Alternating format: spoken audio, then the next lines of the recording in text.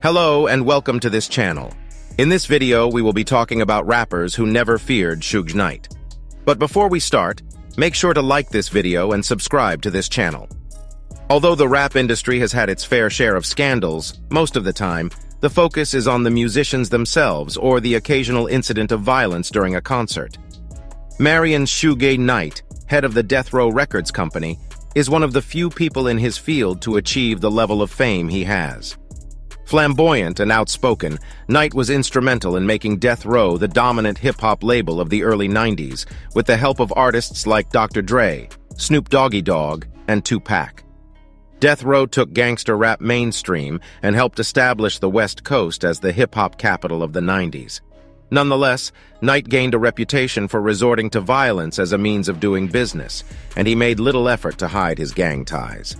Although no claims were ever substantiated, intricate conspiracy theories developed in the wake of police failure in both investigations into the deaths of Tupac Shakur and the Notorious B.I.G, which seemed to lend validity to his reputation. Knight's lengthy prison sentence for a parole violation had already severely hampered Death Row by that point. After doing his time, he went back into the music business, but whether or not he will experience the same degree of success again is up in the air. Marion Knight was born on April 19, 1965, in Los Angeles' Rough Compton neighborhood. His street name was Sugar Bear. He was a member of the Mob Piru Blood street gang in his youth and continued to wear the group's colors into his old age. He continued to perform both academically and athletically, however, and was eventually awarded a football scholarship to UNLV, where he also landed on the Dean's List. After finishing high school, he tried out for the professional Los Angeles Rams football team, but he was ultimately cut. But he was able to support himself as a concert producer and bodyguard for stars like Bobby Brown. In 1987, Knight got in trouble with the law for the first time and was given probation after being charged with auto theft, a hidden weapon, and attempted murder.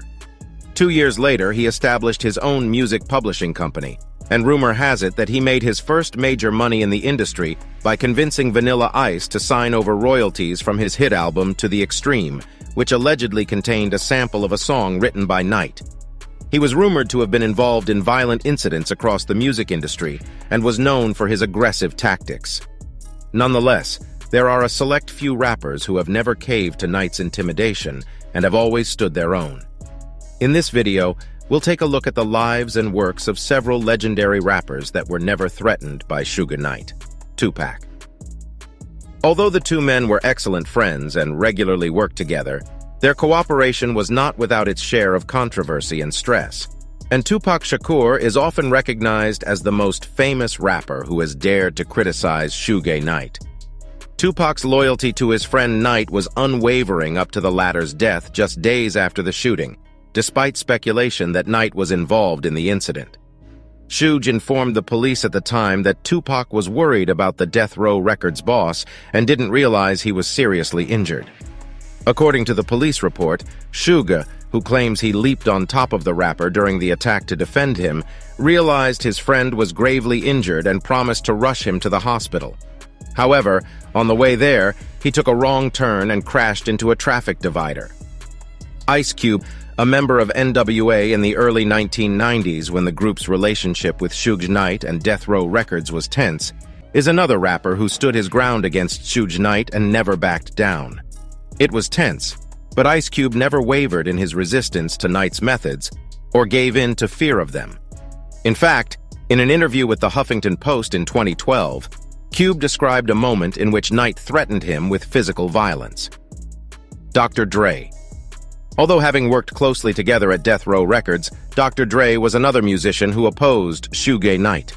Dr. Dre and Suge Knight were both signed to Death Row Records, but Dr. Dre left the label in 1996 to start his own entertainment company called Aftermath Entertainment, which was seen as a direct threat to Knight's authority.